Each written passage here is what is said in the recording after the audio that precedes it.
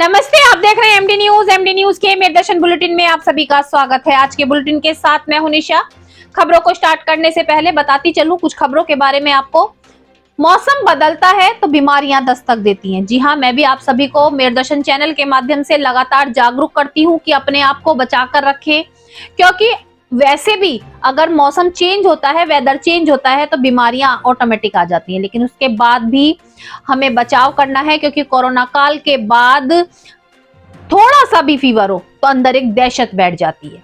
मैं आपको बताती चलूं, वायरल फीवर और डेंगू के मरीज बहुत तेजी से बढ़ रहे हैं, जिसको लेकर के अस्पतालों में अभी तक इमरजेंसी सुविधाएं नहीं उपलब्ध कराई गई हैं। हमारी मेरदर्शन की टीम मेडिकल कॉलेज में पहुंची। वहां पर जानकारी के अनुसार देखा गया कि काउंटर पर जमीन पर लिटाकर मरीजों का इलाज किया जा रहा है। दीवार से ग्लूकोज की बोतलों को टांग दिया जा रहा है। इतनी ठंड की सर्दी की रातें चल रही हैं, इसमें मरीजों के साथ जो तीमारदार हैं वो अस्पताल के बाहर सड़कों पर बैठे हुए हैं, सड़कों पर घूम रहे हैं। उनके लिए कोई सुविधा नहीं है। मरीजों को जमीन पर लिटाया गया है।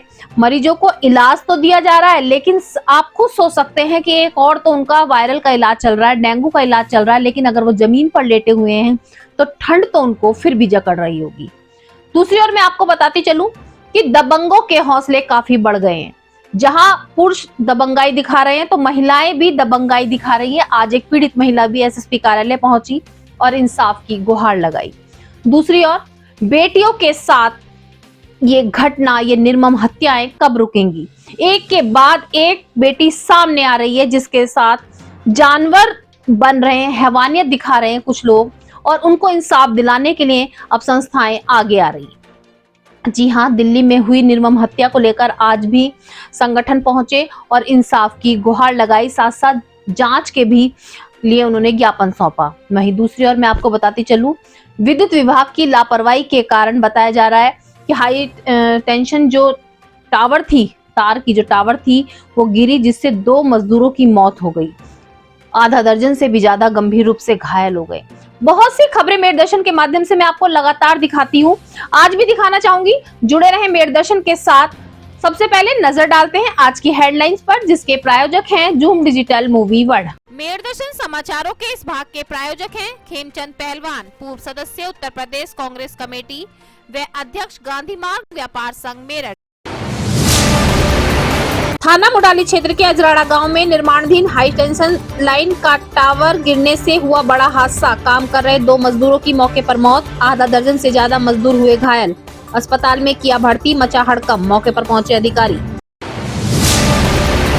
जेल के अंदर कैदियों के मनोरंजन के लिए 5वां जेपीएल मैच हुआ शुरू, जिसमें जेल में बंद कैदियों की 60 टीमें कर रही रोमांचक प्रदर्शन। उद्घाटन करने पहुंचे मेरठ एडीजी राजीव सब्बरवाल। उन्होंने जेल का भी किया निरीक्षण। मुंबई के पालघर निवासी श्रद्धा वाकर की दिल्ली में निर्मम हत्या करने वाले आफ्ताब पूनावाला को फांसी की सजा दिलाने एवं एनआईए जांच कराने को लेकर हिंदू जागरण मंच के संयोजक ललित गुप्ता अमूल के नेतृत्व में सभी सदस्य पहुंचे जिलाधिकारी कार्यालय। जमकर किया धरना प्रदर्शन, सौंपा ज्ञापन। थाना कंकड़खेड़ा क्षेत्र नगलाताशी निवासी एक युवती पहुंची एसएसपी कार्यालय। इंसाफ की लगाई गुहार। कहा, शादी का झांसा देकर पड़ोस में रहने वाले युवक व उसके भाई ने बनाई वीडियो वायरल करने की दे रहे धमकी। की जाए कार्रवाई, दिलाया जाए इंसाफ। थाना सिविल लाइन क्षेत्र के 22B के सामने दिन निकलते ही महिला हुई ठगी का शिकार। वृद्ध महिला के साथ लूट की वारदात को अंजाम देकर आरोपी मौके से हुए फरार। सूचना पर पहुंची पुलिस, सीसीटीवी कैमरे के आधार पर लगी जांच में। भावनपुर क्षेत्र में बाइक सवार दंपत्ति से पर्स लूटकर भाग रहे चोर को पब्लिक ने धर दबोचा। जमकर की पिटाई, सौंपा पुलिस को।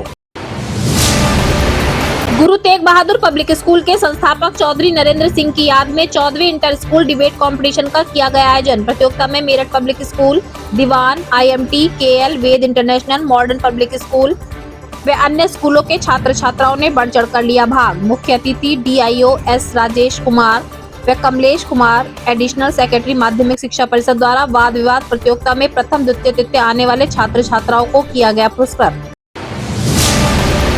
थाना खरखौदा क्षेत्र के PSC की दीवार के पीछे झुग्गी झोपड़ियों में अचानक लगी भीषण आग। 30 से 40 झुग्गी जलकर हुई खाक। मौके पर पहुंची 7 दमकल की गाड़ियां व पुलिस फोर्स। काफी मशक्कत के बाद आग पर पाया काबू। घटना में किसी की जान का नहीं हुआ नुकसान, लेकिन गरीब पन्नी चुगने वालों की सारी मेहनत की कमाई जलकर हुई राख। सीओ अरविंद कुमार चौरसिया ने झुग्गी वासियों को सरकारी सहायता दिलाने का दिया आश्वासन। मेडिकल कॉलेज में वायरल डेंगू बुखार के मरीज बढ़ने पर व्यवस्थाओं की खुली पोल। सर्द रातों में बेंचों पर, काउंटर पर, जमीन पर लिटाकर मरीजों का किया जा रहा इलाज। तीमारदार खुले आसमान के नीचे बिता रहे रातें। इमरजेंसी की नहीं है कोई भी तैयारी।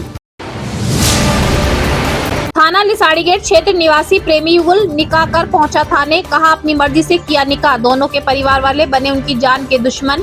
थाना लिसाड़ी गेट थाने पहुंच प्रेमी युगल ने पुलिस से सुरक्षा की लगाई गुहार।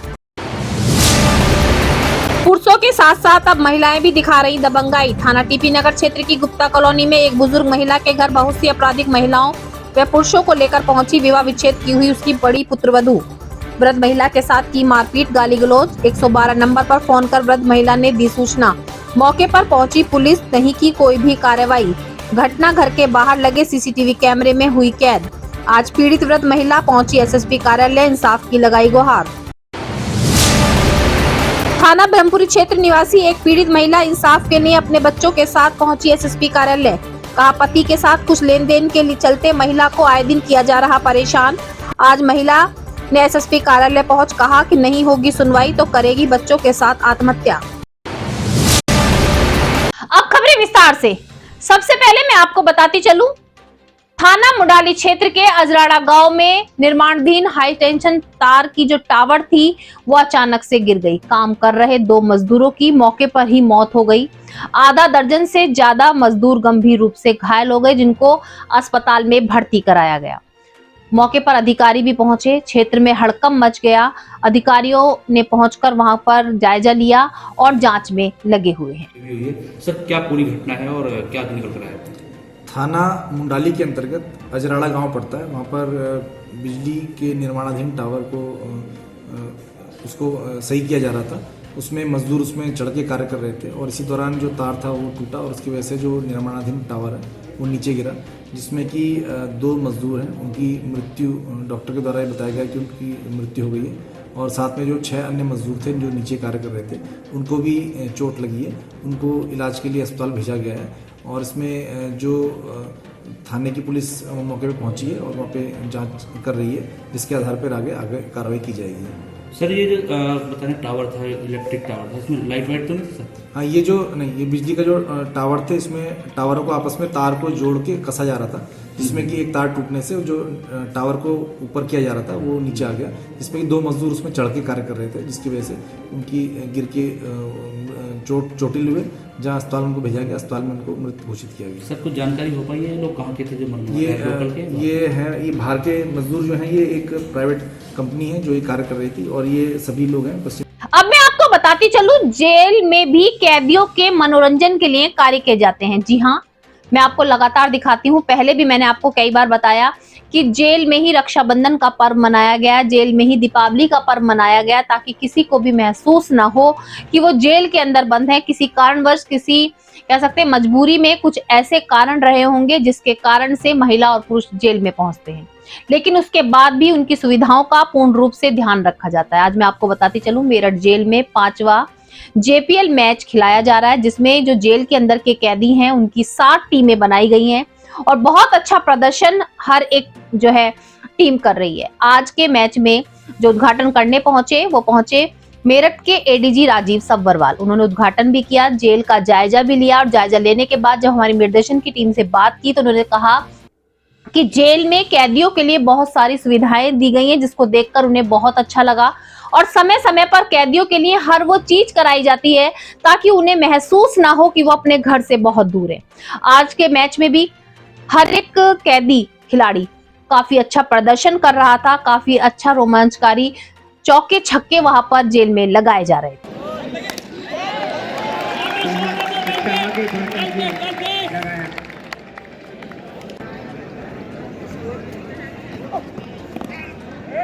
और फिर से घुमाकर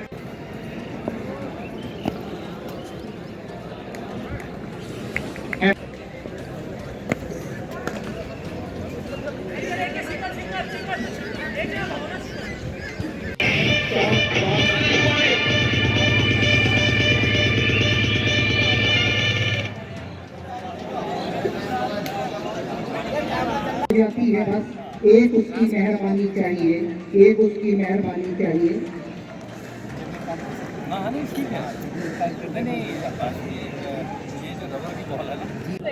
इस समय जो जेल प्रीमियर लीग शुरू हो रहा है ये 2017 से स्टार्ट हुआ था। ये 5वां जेल प्रीमियर लीग है और इसमें 7 टीमें भाग ले रही हैं और टोटल मैच फाइनल तक की 47 होंगे। ये जो भी जेल प्रीमियर लीग हो रहे हैं ये बंदियों के मनोरंजन के लिए हैं और इसमें जितनी भी टीमें हैं 7 टीमें जो भी हैं इसमें सभी बंदी भाई ही हैं, कोई जेल का स्टाफ या और कोई बाहर की टीम नहीं है। तो इसमें जो अधिकारियों की क्या भागीदारी है, वो भी टीमें खेल रहे हैं? नहीं, इस बार जेल अधिकारियों की कोई टीम नहीं है। पिछली बार तो एक टीम थी, विगत 4 बार टीम रही है जेल अधिकारियों की, लेकिन इस बार चूँकि स्टाफ कुछ कम है तो जेल स्टाफ की टीम कोई नहीं है। सर ये जानना चाहेंगे कि जिस तरीके से 4 दीवारी में कैद रहते हैं तो एक तरीके से मानसिक दबाव भी होता है, तो क्या इसको रिलीज़ करने के लिए इस तरीके की मनोरंजन? ऐसा ना, जब बंदी विभिन्न परिवेश से आता है तो अवसाद में रहता है और तमाम तरह की परेशानियां होती हैं, जैसे ज़मानत का है या और तमाम खर्चे हो जाते हैं, तो उसको ये सब रिलीज़ करने के लिए, उनके अवसाद को कम करने के लिए इस तरीके के आयोजन किए जाते हैं। जैसे अब जेल प्रीमियर लीग है, कभी सम्मेलन करा दिया जाता है, कभी भागवत करा दी जाती है या कभी कबड्डी करा दी जाती है, और जैसे मंगलवार और शनिवार को यहाँ सुंदरकांड का पाठ होता रहता है। तो इस तरीके से ये विभिन्न प्रकार के आयोजन किए जाते रहते हैं। बंदी चूँकि अवसाद में ना आए, प्रसन्नचित्त रहें, स्वस्थ रहें, जब तक यहाँ रहें, तो उनके मनोरंजन के लिए ही ये सभी प्रकार के आयोजन किए जाते रहे हैं। और सर टोटल कितने कर रहे हैं इसमें और कब तक आयोजन चलेगा? ये 26 दिसंबर को फाइनल मैच है और इसमें 7 टीमें हैं और 47 जैसे बताया गया है कि 47 मैच होंगे और हर टीम में 15 प्लेयर हैं और जो नियम बनाए गए हैं ऐसा कोई प्लेयर नहीं होगा कि जो खेल न सके। जेल प्रशासन वाकई में अच्छा कार्य कर रहा है। मैंने तो खैर जेल का रखरखाव भी देखा, पूरा जेल का भ्रमण किया। ये अपनी जगह है और बहुत ही अच्छे तरीके से जो हॉस्पिटल था वो भी मैंने देखा, बहुत अच्छे से मेंटेन है। अब यहाँ तक JPL की बात है, पिछले 5 साल से ये ऑर्गेनाइज़ किया जा रहा है। ये एक अच्छा तरीका है बंदियों की एनर्जीज़ को चैनलाइज़ करने का।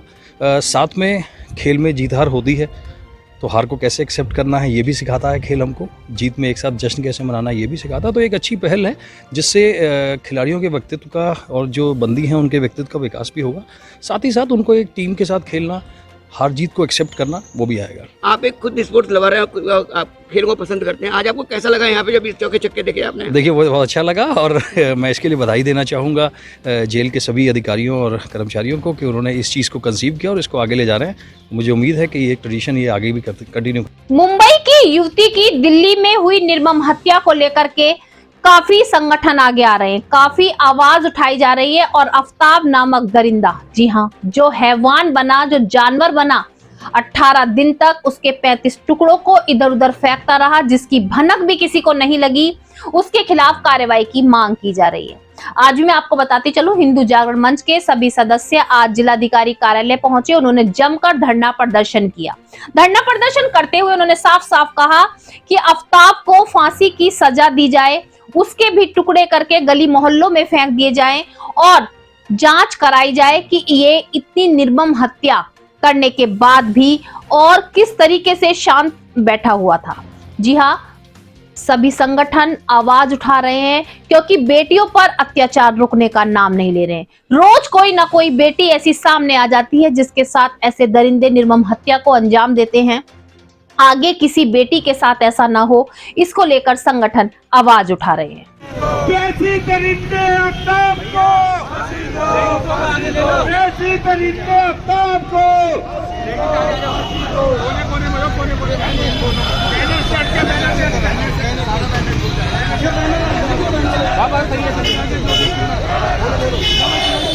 पर्दावा करके हत्यारों को, पर्दावा करके हत्यारों को, पर्दावा करके हत्यारों को।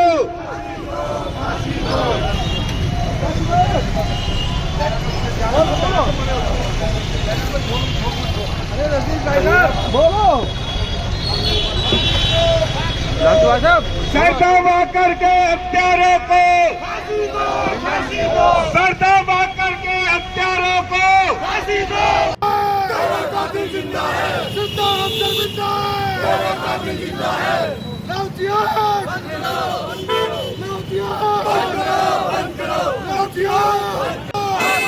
फांसी दो, फांसी दो, फांसी दो, फांसी दो, फांसी दो, फांसी दो, फांसी दो, फांसी दो, फांसी दो,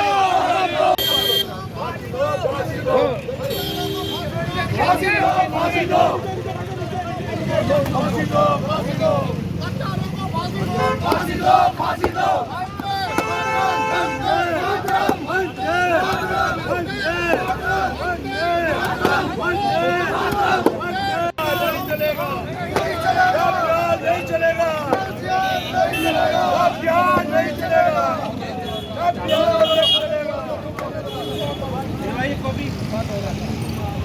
सत्तर टुकड़े इसके करके कुत्तों को खिलाए जाए, एक एक टुकड़ा रोज कुत्तों को खिलाया जाए, इतने टुकड़े इस आफ्ताब के करे जाए। वैसी खरीदी और 18 दिनों तक श्रद्धा के शवों को टुकड़ों को घर में रखा। रात को 2 बजे श्रद्धा के शरीर के टुकड़े को एक एक कर प्लास्टिक बैग में लेकर जाता था और अलग अलग इलाके में फेंक दिया जाता था। आप नियोजक ललित गुप्ता, हिंदू जागरण मंच। क्या मामला है? मामला श्रद्धा वाकर का आजकल उसमें चला हुआ है। जिस तरीके से इसकी निर्मम हत्या करके 35 टुकड़े करके उसने अपने घर में फ्रिज में लगाए रखा, कितना बड़ा षड्यंत्र ये लोग कर रहे हैं विधर्मी द्वारा। इसकी पूरी प्रॉपर हम जांच की मांग करते हैं NIA द्वारा, और फांसी की सज़ा इसको मिलनी चाहिए। इसके जितनी भी प्रॉपर्टी हो, इसका जो भी हो, इसके ऊपर बुलडोजर की हम मांग करते हैं। ये हमारी डिमांड। किसके नाम आपने ज्ञापन यहाँ पर? राष्ट्रपति जी के नाम हमने ज्ञापन दिया है। आवाज़ संगठन है, उसका अध्यक्ष हूँ। आज ये जो श्रद्धा हत्याकांड हुआ दिल्ली में, इतनी निंदनीय घटना है हमारे हिंदू समाज के लिए। आज माननीय प्रधानमंत्री जी को हम ज्ञापन देने आए हैं DM द्वारा प्रधानमंत्री जी को, क्योंकि देश का सर्वोत्तम पद जो है वो माननीय प्रधानमंत्री जी का, मोदी जी का है। और मोदी जी पूरे देश भर में ये लव जिहाद का खिलवाड़ इतना भयंकर रूप ले रहा है, लव जिहाद और धर्मांतरण का जो रूप ले रहा है, हिंदू समाज के साथ इतना खिलवाड़ वो किया जा रहा है।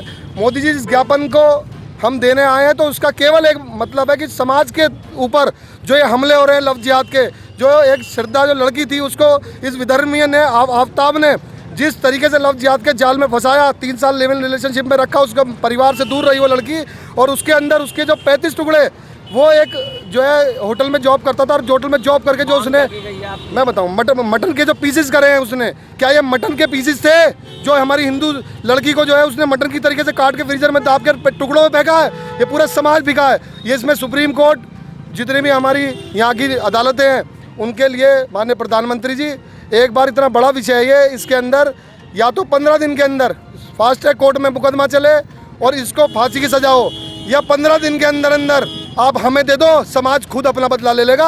आप एक बार आफ्ताब को दे दो, हम बता देंगे समाज में कितनी ताकत है। और बहन बेटियों के साथ जो खिलवाड़ हो रहा है, बिल्कुल ये नंगा-नाच बिल्कुल बंद होगा, हर हालत में बंद होगा। केवल इसलिए ज्ञापन, अगला एक्शन 15 दिन के अंदर अगर इसके अंदर फास्ट ट्रैक कोर्ट गठित नहीं हुई तो उसके बाद हिंदू समाज बड़ा आंदोलन भी कर सकता है श्रद्धा को लेकर, क्योंकि खाली एक श्रद्धा का सवाल नहीं है। 1 करोड़ श्रद्धा, 2 करोड़ श्रद्धा, पता नहीं कितनी श्रद्धा जमीन के नीचे। मेरठ में भी यहाँ बूटबाल में कांड हुआ था, जमीन के नीचे दफना दी गई थी। 4 फुट गड्ढे में मिली थी हमारी प्रिया, उसकी 10-11 साल की बेटी थी।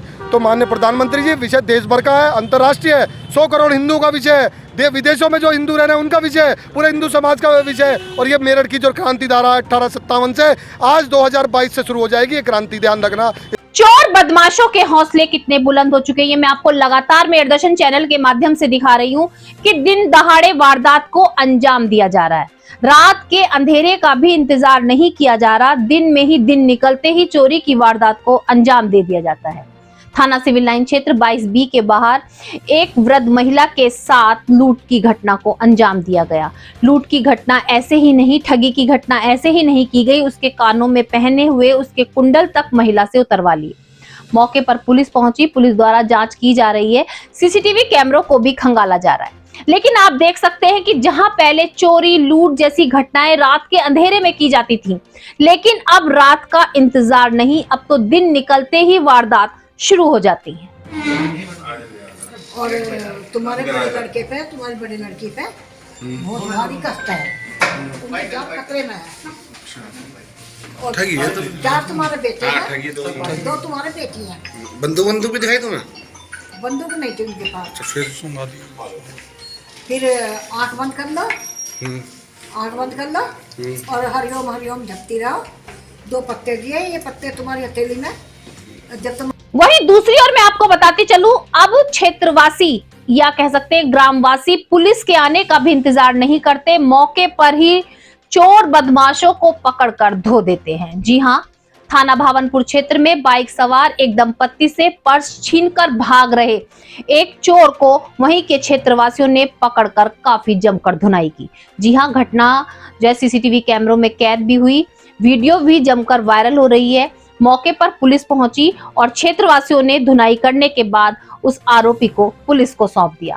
तो आप देख रहे हैं कि जहां पुलिस के पहुंचने में समय लग रहा है, तो अब क्षेत्रवासी हो या ग्रामवासी हो, खुद ही इतने सतर्क हो गए कि खुद ही चोर बदमाशों का इलाज करने लगे हैं। क्या नाम है तेरा?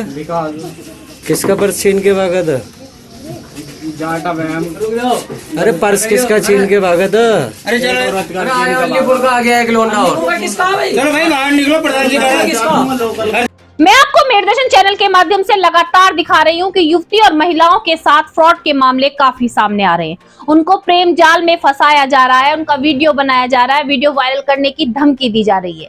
कोई आज पहली बार ऐसी खबर नहीं आई है, लगातार कोई ना कोई बेटी, कोई ना कोई बहन इन सभी परेशानियों का सामना कर रही है। आज ही मैं आपको बताती चलूं, थाना कंकड़खेड़ा क्षेत्र नगलताशी निवासी एक युवती इंसाफ की गुहार लगाने के लिए एसएसपी कार्यालय पहुंची। युवती का कहना है कि पड़ोस में ही रहने वाला एक युवक उसको 2 साल से परेशान कर रहा था। परेशान करने के बाद उसे शादी का झांसा देकर अपने घर पर बुलाता है। युवती की थोड़ी सी गलती यह है कि वो युवती बिना किसी को बताए उसके घर पहुंचती है। घर पहुंचने के बाद युवती के साथ कुछ घटना होती है, उसके भाई और उसके द्वारा उसकी वीडियो बनाई जाती है, फोटो बनाई जाती है और उसको वायरल करने की धमकी दी जाती है। आज युवती एसएसपी कार्यालय पहुंचकर बोली कि उसकी शादी की जहां भी बात चलती है वहां पर वीडियो और फोटो भेज दिए जाते हैं। उसकी शादी तुड़वा दी गई है पहले भी 2 बार, और अब उससे वो युवक ना तो शादी कर रहा है और ना ही उसे चैन से जीने दे रहा है। तो उसने इंसाफ की गुहार लगाई।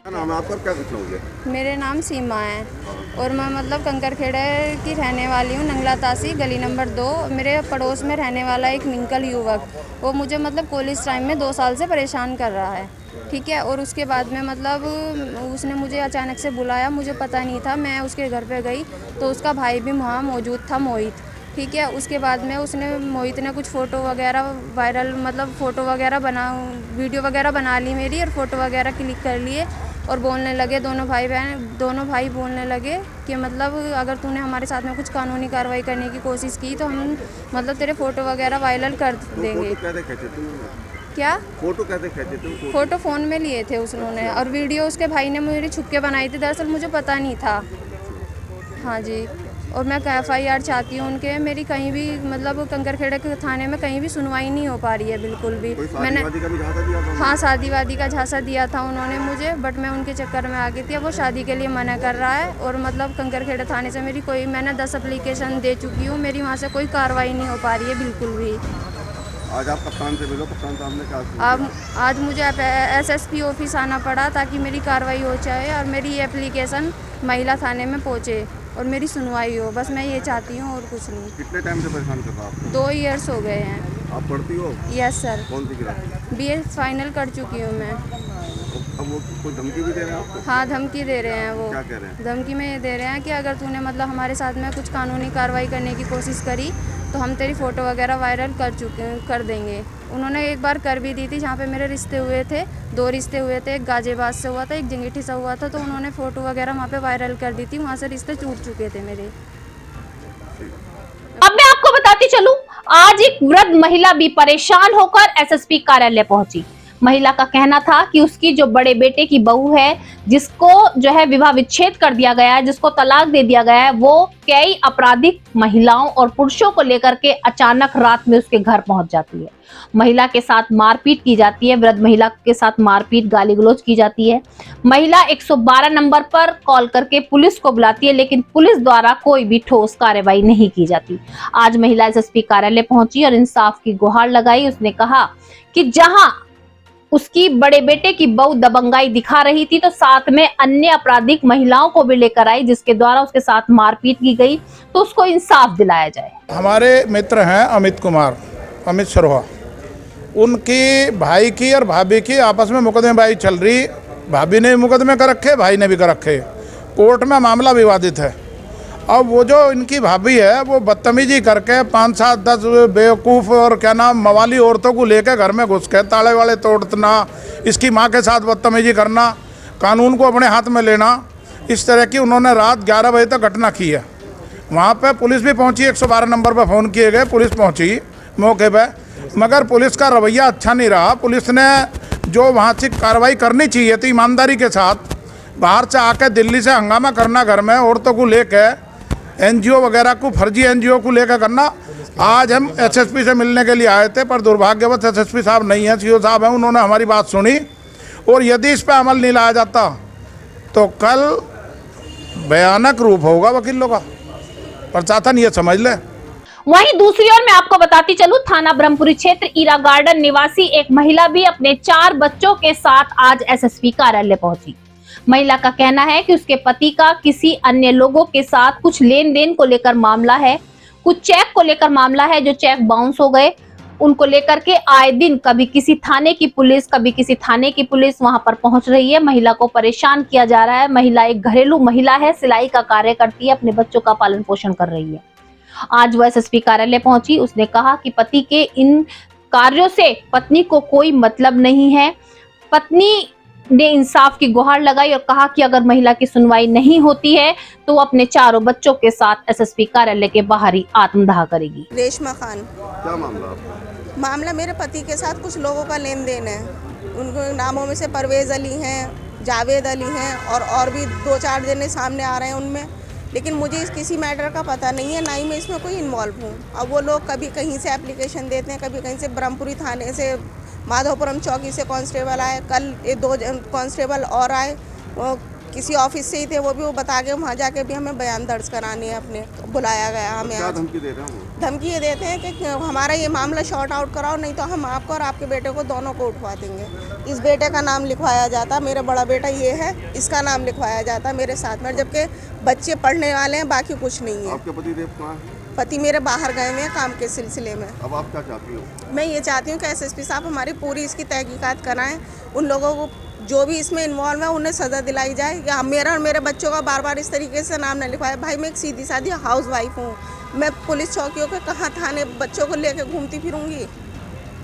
कम से कम इस पर कार्रवाई करी जाए, पता कराया जाए कि ये लोग खुद अपने आप उल्टे कामों में हैं और वो उल्टा हमें फंसा रहे हैं। भाई मांग पूरी नहीं होगी तो मेरे पास आत्महत्या के अलावा कोई चारा नहीं है। ये मेरे 4 बच्चे हैं और मैं हूँ, यहीं आके आत्महत्या कर दूंगी मैं, इसके अलावा मेरे पास कोई ऑप्शन नहीं है। फिर गुरु तेग बहादुर के संस्थापक नरेंद्र सिंह की याद में 14वें डिबेट कंपटीशन का आयोजन किया गया, जिसमें मेरठ के विभिन्न स्कूलों ने बढ़ चढ़कर भाग लिया। जी हां, मैं आपको बताती चलूं, 14वां डिबेट का ये प्रोग्राम आयोजित किया गया था गुरु तेग बहादुर स्कूल में, जिसमें Meerut college, Dewan college, KL, Ved international, modern public school, modern police public school और अन्य मेरठ के नामी स्कूल वहां पहुंचे, छात्र छात्रा वहां पहुंचे और डिबेट कंपटीशन में बढ़ चढ़कर भाग लिया।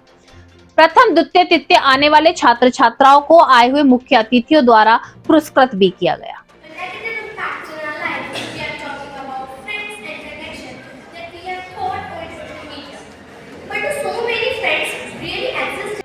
Really exist in our life in a real sense, which is really alarming.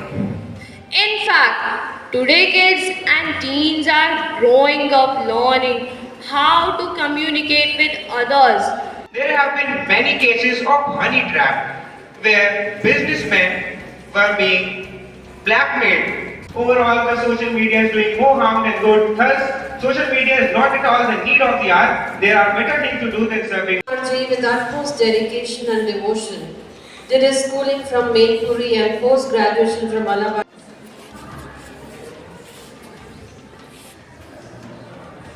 Thank you. Is the addiction of social media, which is quite common amongst the youth.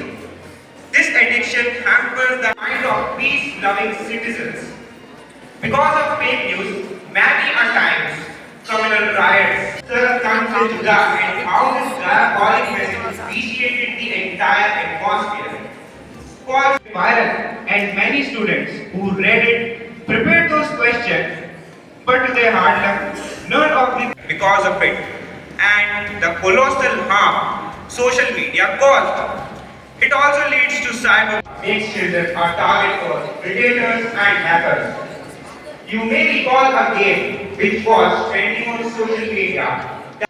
And I, Shivansh Kaushik of class 8, will express my views against the motion.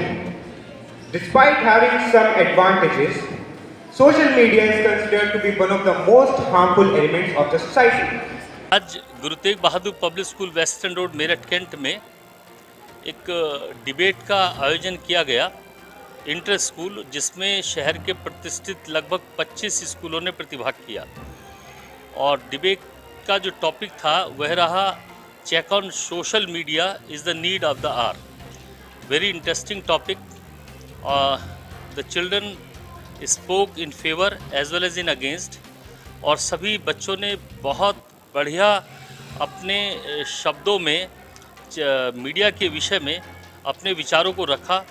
बहुत उनको सुनकर के दर्शकों को बहुत अच्छा लगा। और ये अब समाज को सोचना है, हम सभी को मिलकर के सोचना है, अभिभावकों को सोचना है कि वास्तव में जो सोशल मीडिया है, जहाँ इसके फ़ायदे हैं वहाँ इसके बहुत बड़ी संख्या में नुकसान भी हैं। तो क्या इस पर चेक आवश्यक है या नहीं, ये प्रश्न आज की डिबेट में बच्चों ने हम बड़ों और आप सब पर छोड़ दिया है। और आज का डिबेट बहुत सफल रहा। मैं सभी स्कूलों का, प्रधानाचार्यों का बहुत बहुत हार्दिक दिल से धन्यवाद करना चाहता हूं, जिन्होंने अपने स्कूलों को और बच्चों को यहां पर भेजा और प्रतिभा कराया। आज के इस कार्यक्रम के जो मॉर्निंग सेशन के मुख्य अतिथि थे वो श्री राजेश कुमार DIS मेरठ रहे, और उनके साथ में ऋतु तोमर ADIS मेरठ भी रहीं। और आफ्टरनून का जो सेशन है उसमें एडिशनल डायरेक्टर रीजनल माध्यमिक शिक्षा परिषद श्री कमलेश कुमार जी मुख्य अतिथि के रूप में हमारे बीच में उपस्थित हैं। और उन्हीं के करकमलों द्वारा जीतने वाली टीम को और जो फर्स्ट सेकंड थर्ड बच्चे पक्ष और विपक्ष में बोलने वाले होंगे उनको प्रोत्साहन के रूप में मोमेंटो प्रदान किया जाएगा। धन्यवाद। अब मैं आपको बताती चलूं, कूड़ा पन्नी चुगने वाले जो लोग होते हैं वो अपना जीवन यापन किस तरीके से करते हैं ये तो आप सभी जानते हैं। दिन भर कूड़ा पन्नी चुगने के बाद जो उनको मिलता है उससे अपने घर परिवार का पालन पोषण करते हैं। उसी में से कुछ कुछ पैसे वो अपने आगे के समय के लिए, परेशानियों के लिए जोड़ते भी चलते हैं। लेकिन आपको बताती चलूं, थाना खरकौदा क्षेत्र PSC के पीछे बनी कई झोपड़ियां हैं, 70 से भी ज्यादा वहां पर झोपड़ियां बनी हुई हैं, जिसमें अचानक से भीषण आग लग गई। आग इतनी भयानक थी कि देखते ही देखते 30 से 40 झोपड़ियां वहां पर बनी हुई जलकर राख हो गई। किसी की जान का तो नुकसान नहीं हुआ, लेकिन आपको बताती चलूं कि जो उनकी जमा पूंजी थी वो सब जलकर राख हो गई। 7 दमकल की गाड़ियां मौके पर पहुंची। काफी मशक्कत के बाद आग पर काबू पाया गया।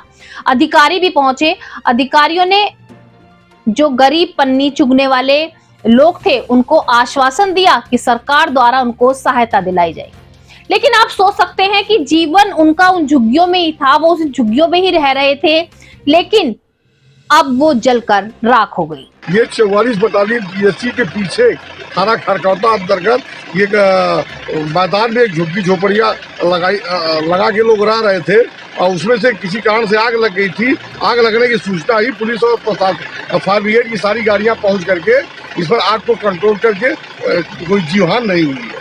सर, ये आग लगने का कारण आग लगने के कारण अभी जांच की जा रही है, उसके बाद बताएंगे। सर, कितनी झुग्गी जली होंगी अभी उसके बारे में जानकारी की जा रही है।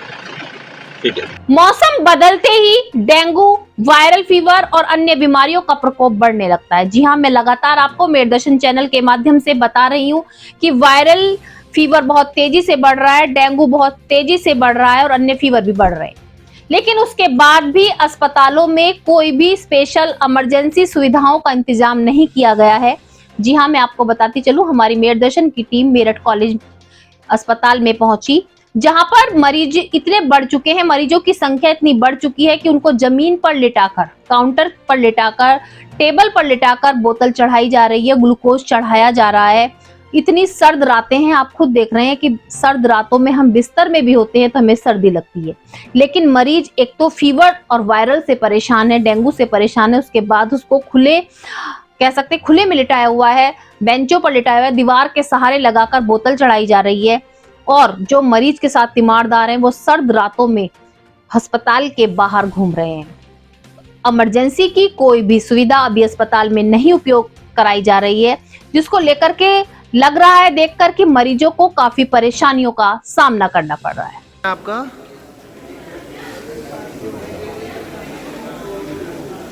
मैं आपका आप यहाँ कब से पड़े हुए हैं? बेड की व्यवस्था नहीं, अभी यहाँ है, बेड की व्यवस्था नहीं हो पा रही है। पेशेंट कितना सीरियस है आपका? कितनी देर से बैठे हैं यहाँ? 10-15 मिनट।